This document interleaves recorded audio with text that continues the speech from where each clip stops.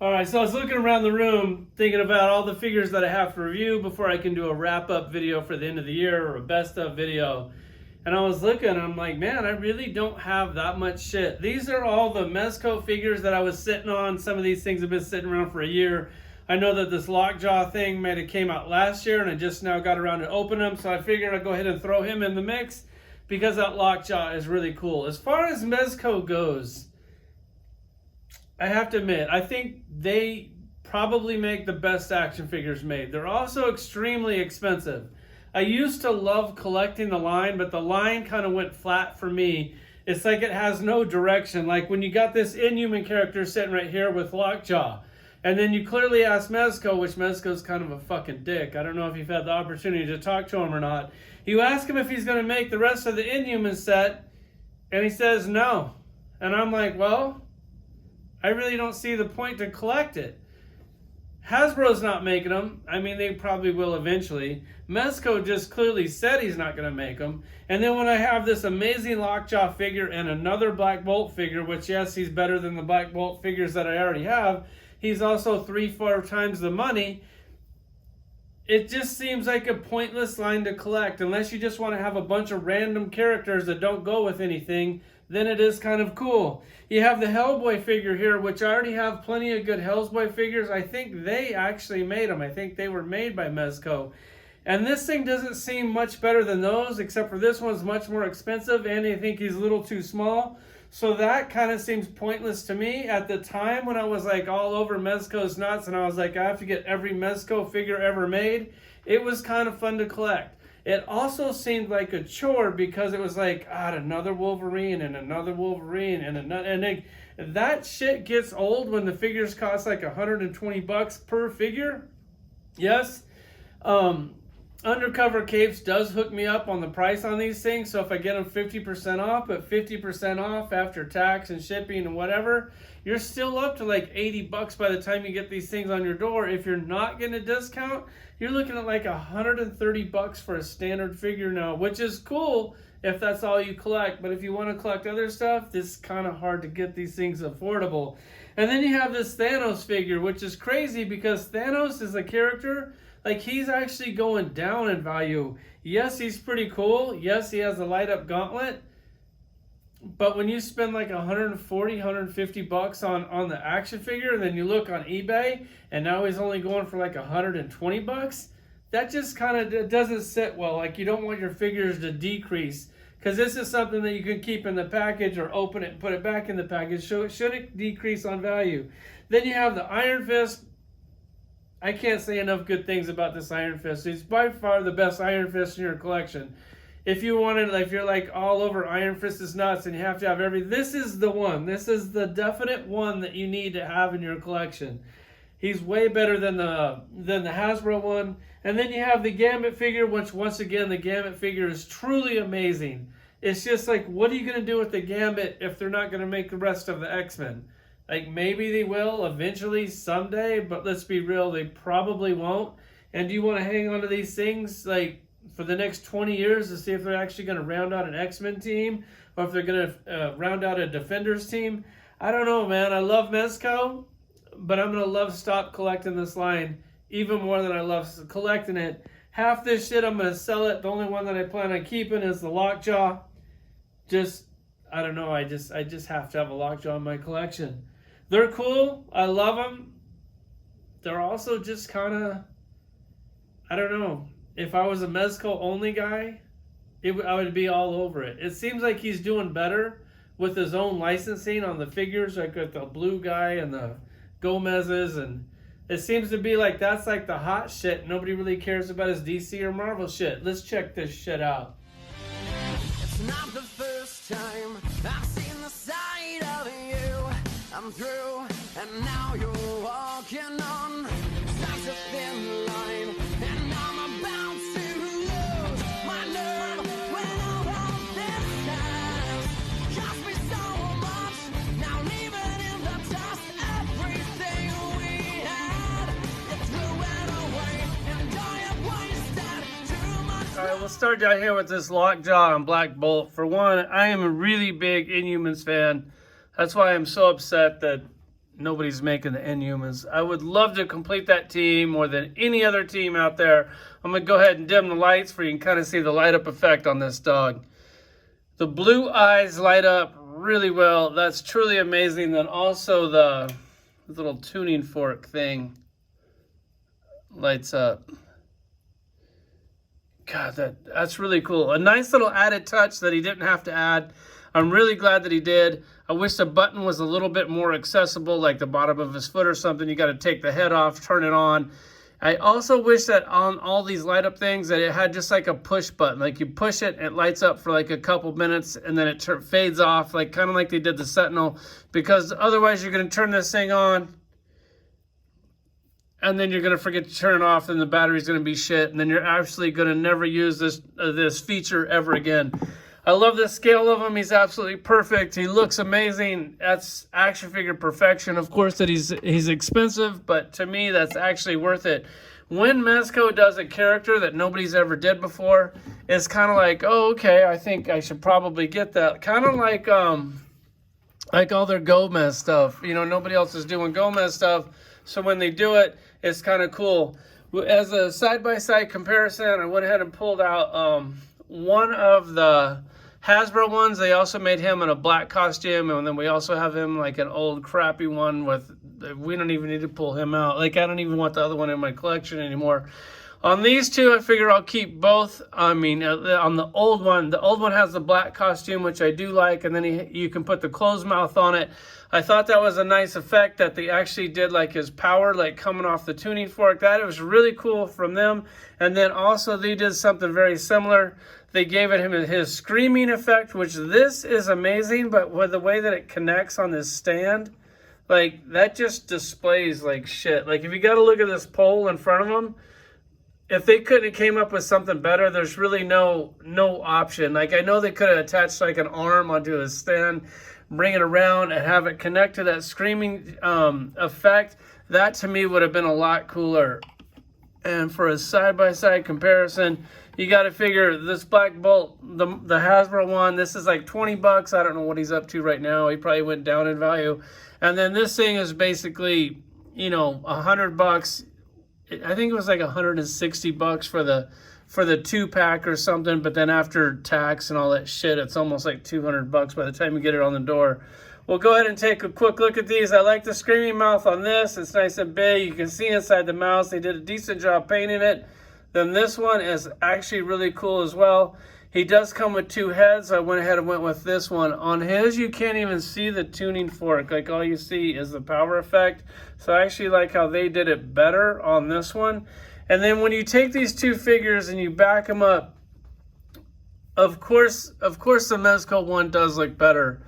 But when they're back on your shelf, like, yes, this is just a lazy, shitty, repainted figure from them, but at least they got the arm wings on there.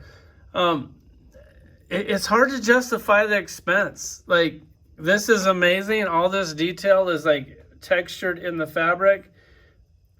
I mean, Mezco, they're action figure perfection almost 100% of the time. It's just like without any direction, it's just who gives a shit. If he made the whole Inhuman team, I would display it proudly and keep it forever. Even if Hasbro did the whole Inhuman team, it would just be nice to have like a complete set of something, a little bit of direction, a little bit of structure, a little bit of focus in their line. And that would re-spark interest for me. Now I'm just sitting here thinking I'll probably sell him, get rid of him, keep the Lockjaw, and then just kind of move forward. Like, I really don't need a bunch of random action figures in my collection, more so than I already do. And then you have this Hellboy figure. On the Hellboy figure, they had the license to all the other Hellboy figures, so they know what a good Hellboy figure looks like. Not that this isn't. He just seems really small. Like, Hellboy to me should be a bigger character if you just take like a regular Marvel Legends action figure. I guess he stacks up pretty well to something like that. I don't know. I guess the size isn't that bad when you look at something like that. But when you look at their old shit, like this is like their old like 7-inch line. I mean, I have every Every movie figure they ever did, every comic book figure they ever did. And when I'm sitting here looking at my collection, thinking about cutting back, I think I would rather have these than these. Like, this is their new movie line. Like, it's action figure perfection. It's just a more expensive version of characters that I already have. Granted, I know a lot of these old Mezco Hellboy figures have went way up in value, so they're probably worth more than this guy right now. I think like this thing's only worth like 80 bucks, and I know some of these are like worth like 100 bucks. So it's actually like their shit's going down in value, and like you wonder why people are losing interest on it. As far as this action figure goes, he's action figure perfection. It's just kind of like whatever. What else do you do that with?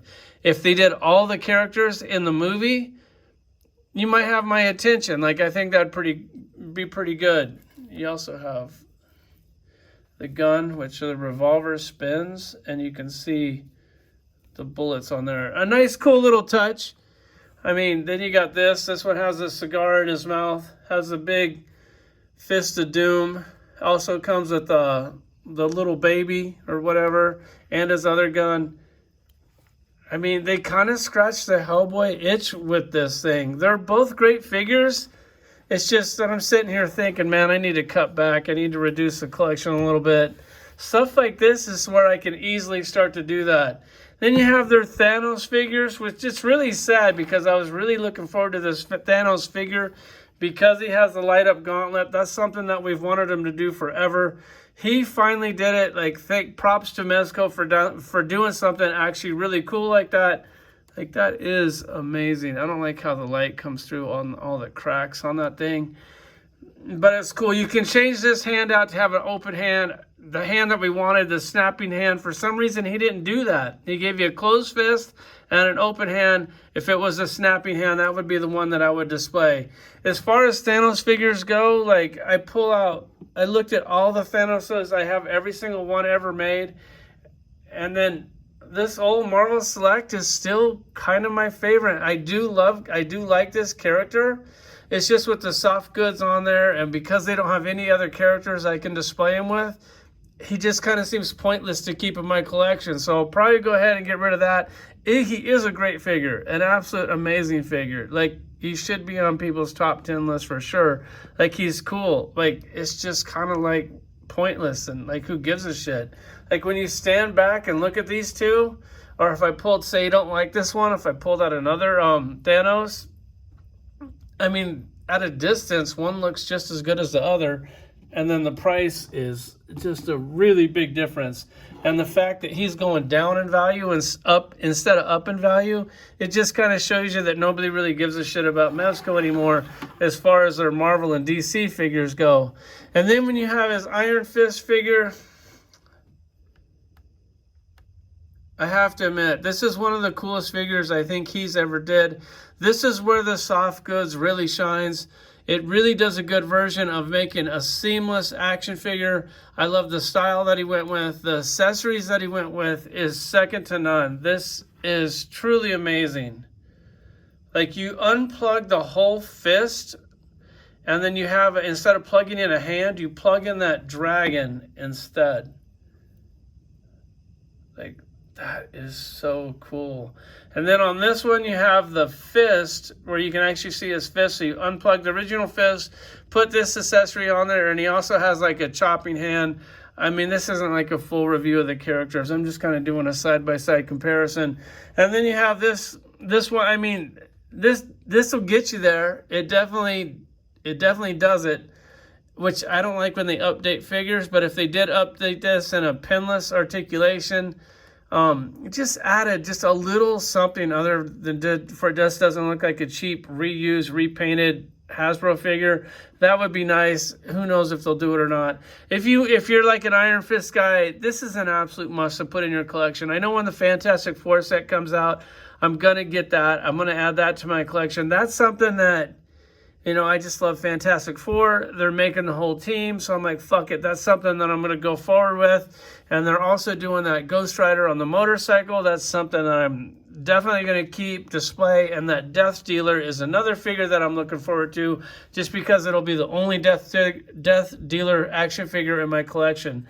So when he does stuff like that, I get it. When he just does shit that doesn't really match in any set, if he did like the whole Defenders team, then I would be totally on board. I'd be like, okay, throw in a Luke Cage, throw in like a Daredevil, throw in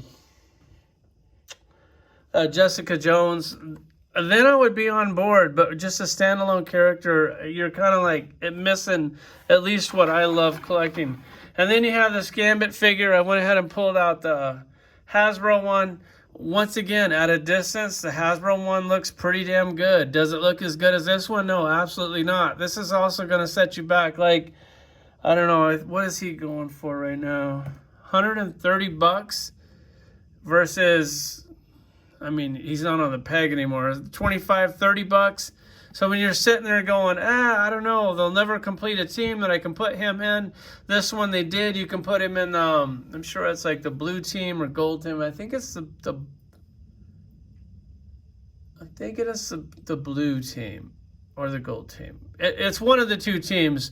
Hasbro actually did a really good job on this. And they actually did really good accessories for once, like the flaming card. That was cool. Is it as cool as theirs? No, of course not. Another thing that they did is they actually put an X on this one. I know he doesn't have any ab articulation, which a lot of people are complaining about, which to me, you know, that doesn't mean shit to me. This is definitely hands down better. If Gambit's your go-to guy, then absolutely pick him up. If you're trying to complete an X-Men team, that's just never going to happen. That's why the line is just kind of like whatever for me. As far as like wrapping up my all my figures, like these are all the Mezco figures that I had to do that I'm actually going to display. I do have a giant stack of Mezco action figures back there. Some are displayed. Most of them are still in those boxes. I'm not going to get to those. I'm not going to display them. I'm just going to sell them. And then I'm still sitting on a bunch of DC McFarlane action figures. I kind of like picked out the best of the crop on that. I'm still trying to come up on that third Joker for the 3 Jokers, which is something that I want to get to. And then I have one Mezco, or I'm sorry, one NECA Predator, the Alpha Predator. I'm going to go ahead and review this thing probably next. And then I'm basically caught up. I can do my best of action figures at 21. This is probably going to be one of them too. NECA kills it on the aliens. It's just with all the Predators, like, I really don't need a bunch more Predators on my shelf. You know, like cutting back actually makes collecting a lot more fun. I think that's it. We can wrap it up. Let's go, Brandon.